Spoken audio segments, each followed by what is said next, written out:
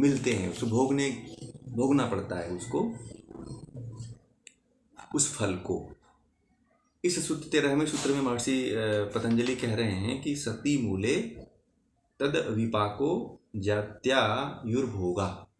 सती मूले तद विपाको जात्यायुर्भोगा। अब इसके अर्थ को अगर हम समझें तो फिर ज़्यादा समझ में आएगा हमें। तो शब्दार्थ इसका देखते हैं। सती, सती मतलब होने पर, नहीं सती होने, कुछ लोग कहते हैं सती। सती ऐसा नहीं कि कोई आग में कूद करके मर गया, उसको सती नहीं, यहाँ पे होने की बात हो रही है। तो सती मतलब होने से लेना है, होने पर। मूले मतलब मूल में, यानी कि जड़ में। फिर अगला जो है तद विपाको। तद विपाक का मतलब होता है उस कर्माशय का फल जो अविद्यादि क्लेशों से चला आ रहा है। उस अविद्यादि क्लेशों के द्वारा जो है हमें जो फल प्राप्त हो रहा है, कर्माशय, कर्म के द्वारा, जो अविद्यादि क्लेश के द्वारा जो कर्म हो रहा है और उसके द्वारा जो हमें फल प्राप्त होता है, उसे तद विपाक कहते हैं। फिर जात्यायुर्भोगा मतलब जाति, आयु और भोग के रूप में मिलता है। जात्यायुर्भोगा मतलब जाति, आयु और भोग के रूप में मिलता है। अब ये जो है इन शब्दों के अर्थ हैं इस सूत्र के अनुसार। अब इसके अर्थ को हम जानेंगे, पूरे शब्दों के जो अर्थ निकले हैं उनको मिलाएंगे तो इसके अर्थ को हम स्पष्ट कर पाएंगे। तो कहते हैं महर्षि पतंजलि कि अविद्यादि, वो जो बात आई ना, उन कि जो अविद्यादि क्लेशों के रहने पर, जो अविद्यादि यानी कि जो क्लेश हैं, इसको ऐसे भी पढ़ लीजिए, क्लेशों के रहने पर उस कर्म समुदाय का फल, क्लेशों के रहने पर उस कर्म समुदाय का फल हमें किस रूप में मिलता है? फल जाति, आयु और भोग के रूप में होता है या मिलता है। क्या? अविद्यादि, ये जो पांचों क्लेश हैं, पांचों क्लेशों के रहने पर, रहने की बात कह रहे हैं कि जब पांचों क्लेश रहते हैं तो उस क्लेशों के द्वारा जो उसके कर्माशय मतलब कर्म समुदाय, उसके जो कर्म समुदाय जो बनते हैं, कर्मों के जो फल बनते हैं, जो कर्म समुदाय का जो फल बनता है, जो कर्म समुदाय जो कल आपको बताए थे, जो कर्म समुदाय का जो फल प्राप्त होता है वह जो है जाति, आयु और भोग के रूप में प्राप्त होता है। अब जाति, आयु, भोग को आगे बताएंगे कि ये क्या है। फिर अब ऐसे भी इसको कैसे समझ सकते हैं कि जब तक व्यक्ति में क्लेश रहते हैं, जैसे ऐसे समझ लीजिए कि जब तक कोई भी व्यक्ति है, जब तक उसके अंदर क्लेश रहते हैं, वह क्लेशों से प्रेरित होकर अच्छे या बुरे दोनों कर्म करता है। जब तक उसके अंदर क्लेश रहते हैं तो अच्छा भी कर्म करता है और बुरा भी कर्म करता है। उन कर्मों का फल जो व्यक्ति को प्राप्त होता है वो जाति के रूप में, आयु के रूप में और भोग के रूप में प्राप्त होता है। अब ये चीज समझ में आ गया कि जाति, आयु, भोग बार बार आ रहा है। ये क्या होता है जाति, आयु, भोग? तो पहले आता है जाति। जाति किसको हम कहेंगे? जाति तो ऐसा नहीं है कि ब्राह्मण, क्षत्रिय, वैश्य, ये फला फला जो जितनी जातियां अपने नाम के आगे पीछे लिखती हैं, इसका मतलब नहीं है। जाति का मतलब होता है कि मनुष्य, पशु, पक्षी, कीट, पतंग, इनको जाति कहा है महर्षि पतंजलि ने। और हम किसको बोलते हैं? ये जो जातियां जितनी बनाई गई है, ब्राह्मण, क्षत्रिय, वैश्य, जो शूद्र, ये जो जितनी जातियां बनाई गई हैं, आप तो 1000 तरह की जातियां, करोड़ों तरह की जातियां हो गई हैं। सभी संप्रदायों में 10 जातियां हैं, तो वो हमारे द्वारा बनाई हुई जातियां हैं। और महर्षि पतंजलि ने जो वेदोक्त जातियां हैं, जो शास्त्रों के द्वारा बताई हुई जातियां हैं, वो मनुष्य जाति है, पशु है, पक्षी है, कीट है, पतंग है, आदि है, में जो शरीर प्राप्त होता है ये जाति है। इसको जाति कहते हैं। अब जब भी आपको आता है कि योग दर्शन में जाति किसको कहते हैं, तो आप ये मत जोड़िएगा कि मैं जिस समुदाय में जन्म हुआ मैं उस जाति का हूं तो उसे जाति कहते हैं, ऐसा कभी मत मानिएगा। जाति में मनुष्य है, पशु है, पक्षी है, कीट है, पतंग है, जितने भी प्राणी हैं अलग अलग, वो जातियां हैं उनकी। जल में रहने वाला है तो उसकी जाति अलग है, पानी में रहने वाला है तो उसकी जाति अलग है। तो ये जातियां हैं जीव जंतुओं की, प्राणियों की। और उसके बाद आता है आयु। आयु क्या होता है? आयु का मतलब होता है कि जितना मतलब शरीर का जन्म से लेकर के मृत्यु तक के बीच का जो काल होता है वो आयु है। जन्म से लेकर के मृत्यु के बीच का जो काल है उसे आयु कहते हैं। उम्र है, कितना उम्र है? किसी की उम्र जो है, मनुष्य की उम्र जो है 100 साल है, अब तो घट करके कम हो गई, 60 साल हो गई, 70 साल हो गई, 80 साल तो बड़ा हेल्दी, थोड़ा थोड़ा मेहनत करता है। नहीं तो जैसे ही व्यक्ति नौकरी से रिटायरमेंट हो रहा है 60, 62, 65 पे खत्म, इससे ऊपर बढ़ ही नहीं रहा है। नौकरी करता है तब तक तो जिंदा रहता है, तब तक उसके अंदर जान रहती है।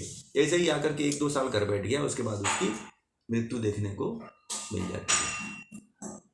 तो ये काल है। जीव जंतुओं का देखिए कितनी आयु होती है। कछुआ सबसे अधिक साल तक जीता है। इससे जो कुत्ता है, बिल्ली है, शेर है, गाय है, भैंस हैं, या जो जल के अंदर रहने वाले जो जीव हैं वो कितने दिनों तक जीवित रहते हैं, कितने दिनों में मर जाते हैं। तो उनकी सबकी आयु निर्धारित है। और वो कह रहे हैं महर्षि पतंजलि कि जो अविद्यादि क्लेश के रहने पर, अविद्यादि क्लेश जब रहता है तो व्यक्ति को क्या होता है? जाति है ना। जाति जब उसको अविद्यादि क्लेश में जब घिरा रहता है तो जो कर्मों के जो फल उसको मिलते हैं, एक तो जाति में चला जाता है, जाति में बढ़ जाता है। कैसे बढ़ जाता है? कि वो उसका जो जन्म होता है कर्म के अनुसार जो है, उसका जन्म मनुष्य जाति में मिलेगा, कि पशु जाति में मिलेगा, है, या फिर कीट पतंग के रूप में मिलेगा, या फसल के रूप में मिलेगा। तो ये तो उसकी जाति हो गई। फिर आयु निर्धारित हो जाती है कर्माशय के अनुसार। मनुष्य क्लेशों के रहने पे जो है उसकी आयु निर्धारित हो जाती है कि जो है वो उसकी आयु इतने दिनों तक रहेगी। इतनी निर्धारित हो जाती है कि इतने दिन तक उसकी आयु निर्धारित रहेगी। अगर गाय जाति में जन्म लेता है या फिर कुत्ते की जाति में जन्म लेता है तो कुत्ते की जाति निर्धारित हो जाती है कि 12 साल या 15 साल तक जिएगा, इससे अधिक नहीं जिएगा। अगर कीट पतंग है तो 10 से 15 दिन तक जिएगा, इससे ज़्यादा फिर नहीं जिएगा ये। इसके बाद इसकी मृत्यु हो जाएगी। फिर अब उसके बाद क्या होता है? भोग। जाति, आयु, भोग। क्लेश के रहने पे जो कर्मों के जो फल हैं उसमें भोग भी प्राप्त होता है। और भोग में क्या क्या होता है? भोग उस शरीर के द्वारा जो शरीर प्राप्त होती है कर्माशय के द्वारा जो फल प्राप्त होता है, तो अगले जन्म में जो जन्म होता है, अभी आएंगे उसके ऊपर भी, कर्म के ऊपर भी आएंगे। उसको समझना बड़ा कठिन है, तो इसको पहले समझ लीजिए। तो जो जाति, आयु, भोग का जो रूप है, जो क्लेशों के द्वारा जो कर्माशय के जो फल मिलते हैं वो भोग में। तो भोग में क्या मिलता है व्यक्ति को? तो भोग में उस शरीर के द्वारा भोग्य पदार्थ जितने भी हैं, चाहे मनुष्य है तो उसे गाड़ी है, धन दौलत है, रुपया पैसा है, सब कुछ मिल जाता है। अगर कोई पशु है तो उसे चारा मिल जाता है, किसी अच्छे गौशाला में चला जाता है जहाँ पे अच्छा उसे खाने के लिए मिलता है। कोई कुत्ता होता है तो आजकल अरबपति के घर कोई खरीद लेता है उसको, तो खूब अच्छे एसी रूमों में रहने के लिए मिलता है। मतलब कि 5-5 करोड़ की गाड़ी में घूमने के लिए उसको मिलता है। तो उसके भी कर्म होते हैं। कुत्ते के भी आजकल कर्म बहुत अच्छे हो रहे हैं, आजकल देखने को मिल रहा है। बड़े बड़े घरों में जाते हैं और उनसे जो हर व्यक्तियों से उनकी सेवा, बड़े बड़े लोगों से सेवा करवा लेते हैं। तो उनका भी बड़ा अच्छा कर्म रहा होगा पिछले जन्म का। भोग के रूप में उनको भी मनुष्यों के द्वारा सेवा करने के लिए मिल रहा है। अच्छे उनके खाने को मिल जाता है, और जो गली के कुत्ते हैं बेचारे, उनको एक टुकड़ा भी नहीं मिल पाता है। वहीं सोने के लिए भी कहीं नहीं मिल पाता है। वो तो बेचारे 1-1 लाख के बेड पे सोते हैं। जो अच्छे कुत्ते हैं, जो खरीद लिया, जो जर्मन से फर्ड कुत्ते हैं, उनका बड़ा ही अच्छा कर्म रहा होगा कि भोग के रूप में उनको एक लग्जरियस गाड़ी मिलती है, लग्जरियस गाड़ी में घूमते हैं वो सब। और हमारे यहाँ के जो देसी कुत्ते हैं वो बेचारे कोई उनको एक स्थान से दूसरे स्थान भी नहीं लेके जा पाता है, उनको मार मार करके लोग भगा देते हैं। तो इस तरह से जो है ये जो जितने भी जातियां हैं उन जातियों को आयु के अनुसार भोग मिलता है, भोग भी मिलता है। जब तक क्लेश हैं, तो जब तक क्लेश रहेंगे उन क्लेश को लेकर के आप अगले जन्म में आ रहे हो। जो कर्म किया आपने, कर्म के द्वारा जो भी आपको जिस योनि में आप जा रहे हो उस योनि में जाने के बाद आपको आपकी आयु निर्धारित हो जाती है, आयु मिल जाती है और आयु के बाद जो है आपको भोग, ये भोग भी भोगने पड़ते हैं आपके कर्मों के अनुसार। अब कर्म आ गए, कर्मों के अनुसार मिलते हैं, ये ध्यान रखिएगा। ऐसे ही नहीं, अगर मान लीजिए कि आपने इंसान के रूप में जन्म ले लिया तो आज सड़क पे भीख मांग रहे हैं लोग, तो अच्छे कर्म नहीं रहे होंगे, वो शायद मुझे लगता है कि कुछ गलत कर्म रहे होंगे, इसीलिए जो है सड़क पे जाकर के भीख मांगता है। इतना श्रेष्ठ जन्म तो पाया, मनुष्य जन्म तो पाया, मगर सड़क पे जाके भीख मांग रहा है। दूसरा एक मनुष्य का जन्म पा करके एक जन्म ले लिया और उसका जीवन जो है बदतर हो गया है, एकदम जो सड़क छाप है उसकी तरह। तो उसका भी जो कर्मफल है उसके कारण वैसा कर रहा है। और कोई ऐसा व्यक्ति है जो अच्छे घर में जन्म ले लिया, माता पिता भी अच्छे हैं, संस्कारी हैं, ये सदशास्त्रों को जानने वाले हैं, पढ़ने पढ़ाने वाले हैं, उनका खान पान अच्छा है। और कुछ लोगों का तो ऐसा है कि बहुत बड़े घरों में जन्म ले लिए तो वो शराब ही पीते हैं, शराब पीते हैं, सिगरेट फूकते हैं, गांजा पीते हैं, चरस लेते हैं। आजकल यही है, पंजाब में चले जाइए, पंजाब में बहुत बड़े बड़े अमीर लोग हैं, उनके बच्चे क्या करते हैं, शराब में एकदम धुत में, पूरा पंजाब जो है शराब के नशे में डूबा हुआ है। कोई गांजा पी रहा है, कोई सिगरेट पी रहा है, कोई, यही नहीं पूरे भारत की स्थिति धीरे धीरे बन रही है। आजकल कॉलेजों में, स्कूलों में लगी लड़कियां तक शराब को आजकल उठा करके पीने लगी, पब बार में, डांस बार में जाकर के वो भी जो है सारे जैसे सब पुरुष करते थे वैसा करने लगी। तो वो कर्मों का सब फल है, कर्माशय है ऐसा, ये कर्माशय के कारण ही होता है। ये जो कर्म होते हैं उन कर्म क्लेशों के रहने पे ही कर्माशय का फल मिलता है, ये ध्यान रखिएगा। क्लेश जब तक हैं इसलिए क्लेश को दूर करिए, अविद्यादि जो क्लेश हैं उन क्लेशों को दूर करिए। और जब तक क्लेश आता है तभी जो है कर्माशय के रूप में उसका फल हमें जाति, आयु और भोग के रूप में मिलता है। अब इसको बहुत अच्छी तरह से आप लोग समझ गए होंगे कि जाति, आयु और भोग क्या है। अगर कीट पतंग के रूप में है, पशु में पता आपको चल गया कि पशु में भी बड़े लग्जरियस जीवन जी रहे हैं आजकल लोग। गाय भी बहुत अच्छी जगह, अच्छा कर्म रहा होगा उसका, तो किसी अच्छे गोपालक के यहाँ जन्म ले लेती है, नहीं तो फिर कसाई के यहाँ चली जाती है। भैंस का भी यही हाल है। अगर शेर है, बहुत अच्छा जन्म कर्म किया है, तो किसी पिंजड़े में चला जाता है कि कोई उसे पाल लेता है, या किसी ऐसे जंगल का राजा बन जाता है जहाँ पे जीव जंतु खूब हैं, जब मन करे तब मार करके खा लेता है उनको। या कुछ ऐसे शेर होते हैं जो ऐसे उनके कर्म रहते हैं पशुओं में, जानवरों का, कि ऐसे जंगलों में उसको छोड़ दिया जाता है जहाँ पे एक भी पशु नहीं है, फिर उसे जो है मनुष्य के द्वारा दिए हुए मांस पे निर्भर रहना पड़ता है। तो कुछ जन्म तो ऐसे भी हैं, ऐसे भोग उनको प्राप्त हो रहा है। तो ये सब कैसे हो रहा है, ये भी एक जानने की जरूरत है। महर्षि पतंजलि ने इसके बारे में बड़ा ही कठिन कर्मों का जो सिद्धांत है उसके बारे में बड़ा ही अजीब तरीके से लिखा हुआ है। और सब अविद्या के कारण ही होता है। अविद्या का नाश हो गया तो फिर ये जो कर्मों के जो फल हैं वो सात्विक हो जाते हैं। जो जाति मिलती है वो अच्छी जाति मिलती है, जो आयु मिलती है वो भी अच्छी मिलती है, और जो भोग मिलता है वो भी समन्वय रूप में मिलता है। सात्विक जितना चाहिए उतना ही मिलता है। ये भी ध्यान दीजिए कि जब क्लेश नष्ट हो जाते हैं, जब क्लेश नष्ट हो जाते हैं तो आयु भी नष्ट हो जाती है। क्लेशों के नष्ट होने के बाद आयु का जो हमारी आयु होती है वो भी वहीं पे उसका भी अंत हो जाता है।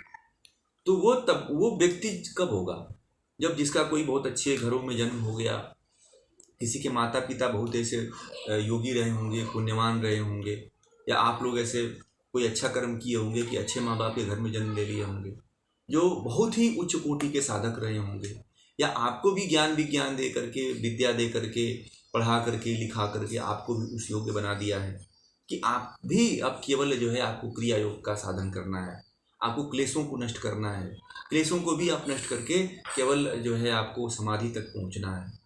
तो वो बहुत ऊंचे कर्म रहे होंगे, तब ये जो है स्थिति प्राप्त होती है। भोगों को कितना भी भोगो आप, वो भोग समाप्त होने वाले नहीं। भोग को भोगने से भी कर्म बन जाते हैं। भोग को भोगने से भी कर्मों के जो रूप हैं, वो कर्मों का कर्म जो है, कर्मों का जो फल है वो बन जाता है।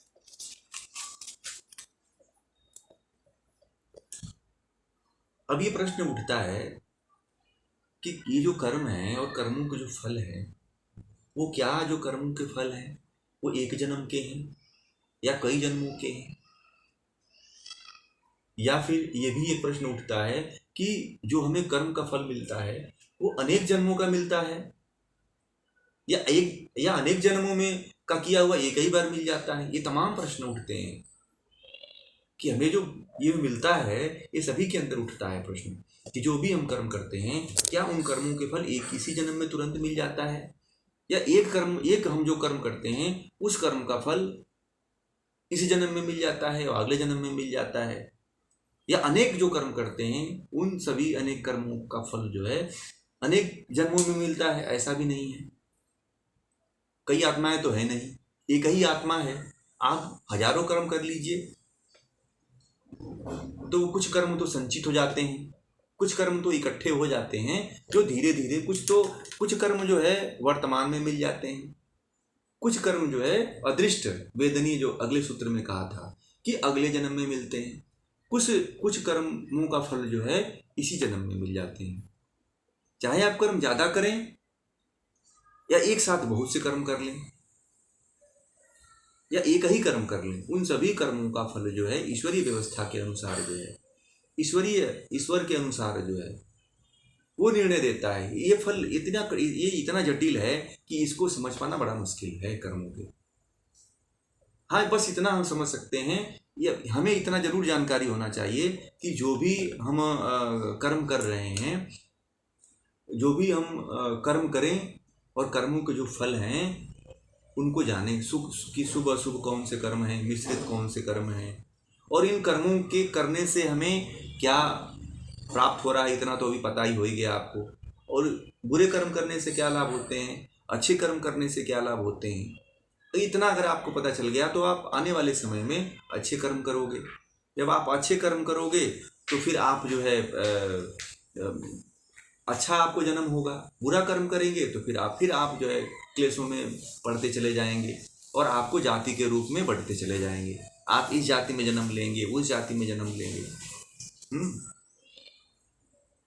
तो इस तरह से आपका भी वेदन होता जाएगा, आप बढ़ते चले जाएंगे। तो इसलिए जो है आप एक तो पीछे जो है हमने बताया था सकाम कर्म और निष्काम कर्म। सकाम कर्म में इंद्रियों के द्वारा जो भोग विषय हैं उसमें लिप्त होकर के, उनके विषयों से लिप्त होकर के अगर कर्म करते हैं तो सकाम हो जाते हैं। उन विषयों से अलिप्त होकर के जो कार्य करते हैं वो निष्काम कर्म हो जाता है। एक कर्म शुभ होता है, एक कर्म अशुभ होता है, और एक कर्म मिश्रित होता है।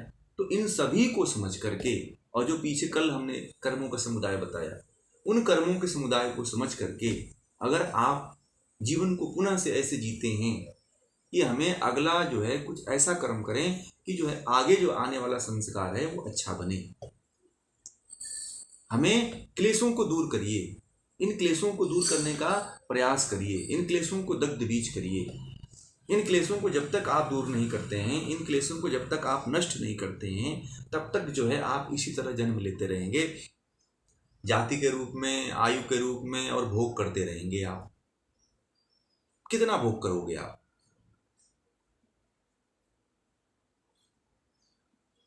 है ना? कितना भोगे, और कितने दिनों, कितने अनादिकाल से आप भोगते चले आ रहे हो। अभी मीठा थोड़ी है, अभी नहीं मीठा है। और एक चीज और आपको बता दूं कि जो भी आप जन्म लेते हैं चाहे आप किसी भी जाति में जन्म लेते हो, उस जाति का संस्कार, जिस जाति को छोड़ करके मरते हो उस जाति में वो संस्कार उसका बना रहता है। अगर आप और मनुष्य ही जाति है जिसके द्वारा मोक्ष प्राप्त किया जा सकता है, और किसी भी जाति में मोक्ष प्राप्त करना संभव नहीं है। बाकी जो अन्य जो जितनी जातियां हैं उसमें बस कर्मों के फल को भोगा जाता है। जो कर्मों के जो आपके फल हैं, कर्माशय हैं, उसको अन्य जातियों में भोगा जाता है। इसीलिए मनुष्य जाति को सबसे श्रेष्ठ कहा गया है। मनुष्य जाति में ये संभव हो पाता है कि आप क्लेशों को दूर कर पाए। आत्मा जो है, इन जैसे ही क्लेश आ जाते हैं वो मलिन होती चली जाती है इन क्लेशों के कारण जो है, और इन क्लेशों के कारण इतना मलिन हो जाती है कि इन क्लेशों के साथ होकर के ये भी इतना रम जाती है कि इनके साथ ही अपना स्वरूप मान करके इन्हीं की तरह कर्म करने लगती है। वो तब तक बना रहता है कि जब तक उसके अंदर से अविद्या का नाश नहीं हो जाता है। जो अविद्या जब तक नष्ट नहीं होती है, दग्ध बीज भाव को प्राप्त नहीं होती है, तब तक वो व्यक्ति ऐसे ही जाति आयु भोग के रूप में आता रहता है और जाता रहता है और भोग करता रहता है। तो हमें भी क्या करना चाहिए? हमें भी यही करना चाहिए कि जो शुभ कर्म है उनको करना चाहिए, अशुभ कर्मों से बचना चाहिए। शुभ कर्म कौन है, अशुभ कर्म कौन है, आपको पहले भी बता दिया आपको कि जिन कर्मों को करने से जो है आपको और दूसरे को भी हानि होती है तो वह अशुभ कर्म है। जिन कर्मों को करने से आपको भी और दूसरे को भी लाभ होता है, मन प्रसन्न होता है, वो क्या है? शुभ कर्म है। अच्छे कर्म करिए। और ये देखिए, आप ये जो कर्मों का जाल ऐसा है ना कि हजारों जन्म के कर्मों का फल संचय है हमारे जीवन में, तुरंत नष्ट नहीं होने वाला है। इसको इतना कमजोर मत समझिए। आप कहते हैं ना कि मैं नहीं चाहता हूँ, मैं इतना प्रयास करता हूँ, मैं नहीं चाहते हुए भी इसमें लिप्त हो जाता हूँ। मनुष्य बड़ा कमजोर है। कोई भी मनुष्य इतना ज्ञानी नहीं है जब तक कि वो क्लेशों को नष्ट नहीं कर लेता है। चाहे कितना भी अपने आप को कोई व्यक्ति सेंसिबल समझे, कोई कितना भी व्यक्ति आपको इंटेलिजेंट समझे, इन क्लेशों से घिरा हुआ है, इन क्लेशों से पूरी तरह से घिरा हुआ है, उन क्लेशों से मुक्त नहीं है। अगर क्लेशों से मुक्त हो जाता तो फिर वो इसी जन्म में मुक्त हो जाता है। फिर तो वो अविद्या का नाश कर लेता है, फिर संप्रजात समाधि तक पहुंच जाता है, फिर संप्रजात समाधि तक पहुंच करके तीव्र विवेक, तीव्र अभ्यास और तीव्र वैराग्य को प्राप्त करके, विवेक वैराग्य और अभ्यास को तीव्र प्राप्त करके जो है असंप्रजात समाधि में पहुंच जाता है।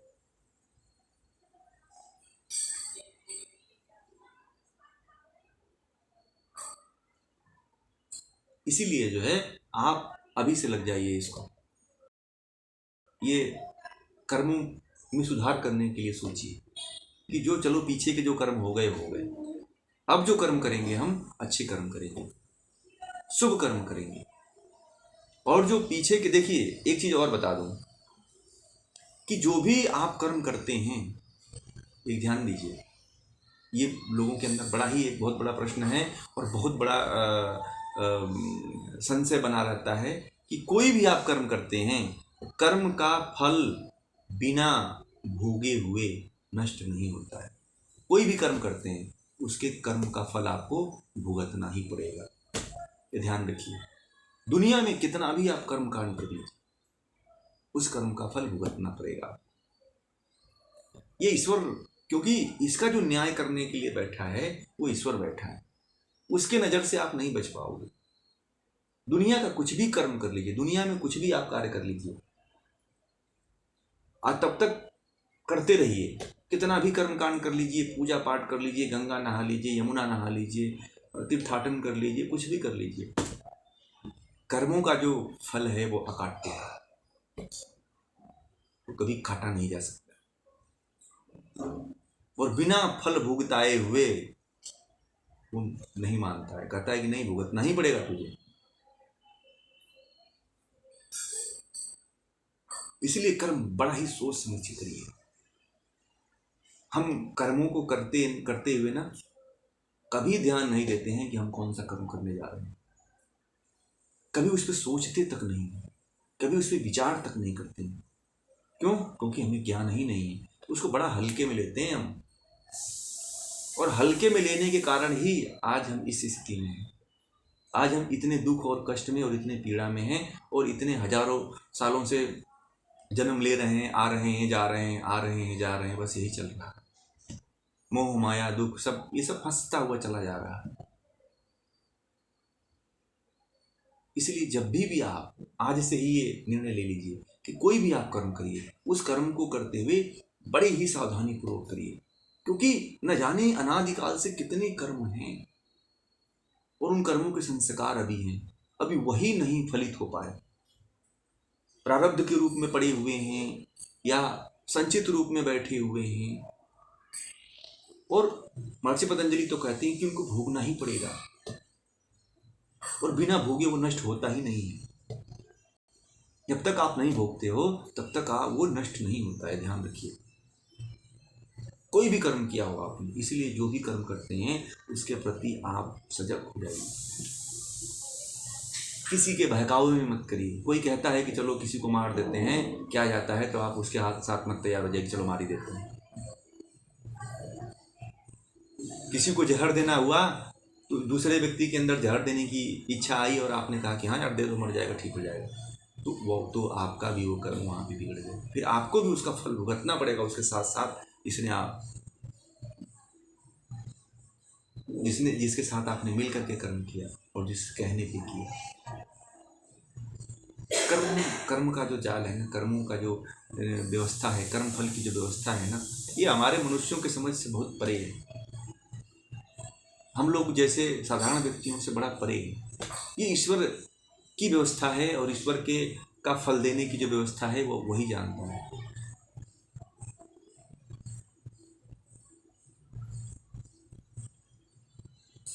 इसीलिए जब भी आप कर्म करिए तो आज से सजग होकर करिए, उसके प्रति सजग रहिए कि हमें अब जो कर्म जो मुझे करना है वो सही कर्म करना है।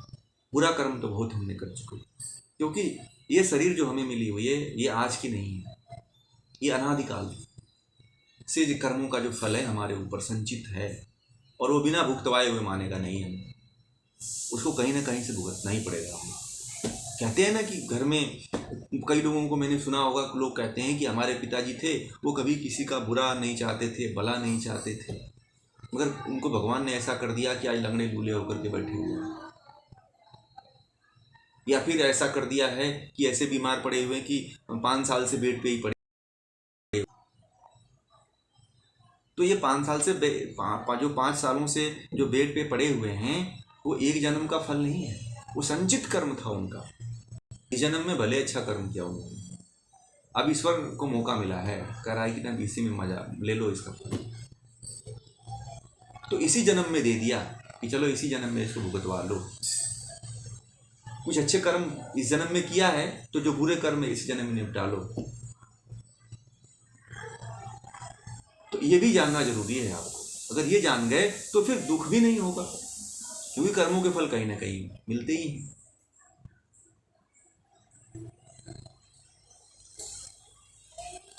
तो ये जो है आज का जो विषय है, क्लेशों के द्वारा कर्माशय जाति आयु भोग के रूप में जो भोगना पड़ता है, आज यहीं पे ये पूरा होता है। कल जो है एक नए विषय को पुनः से लेकर के आएंगे। अगर आप लोगों का कोई प्रश्न हो, संदेह हो तो बताएं।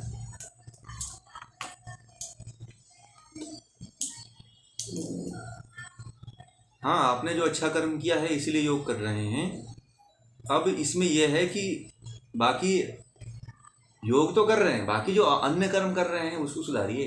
ये तो अच्छा कर्म एक ही है, बाकी जो अन्य जो कर्म है उसको सुधार लीजिए आप। उसमें अब वो जो अन्य जो कर्म है उसमें बुरा कुछ मत होने दीजिए, हमेशा अशुभ कुछ मत होने दीजिए, शुभ होने दीजिए, ठीक है ना। ये तो बहुत अच्छा है कि आप चलो योग कर रहे हो, शरीर को स्वस्थ करने के लिए कर रहे हो, लाभ नहीं मिलता तो। और देखिए, योग कर रहे हैं तो योग करते हुए भी आपको काम क्रोध लोभ मोह ईर्ष्या द्वेष नहीं होना चाहिए, या ना मन वचन और कर्म से आपको किसी के प्रति भी जो है बुरा भावना नहीं जगनी चाहिए। आप किसी के प्रति भी अगर इस तरह की भावना जागृत रखते हैं तो इसका मतलब है कि आपके द्वारा कर्म हो रहा है और वो बुरा कर्म कहीं ना कहीं संचित हो रहा है।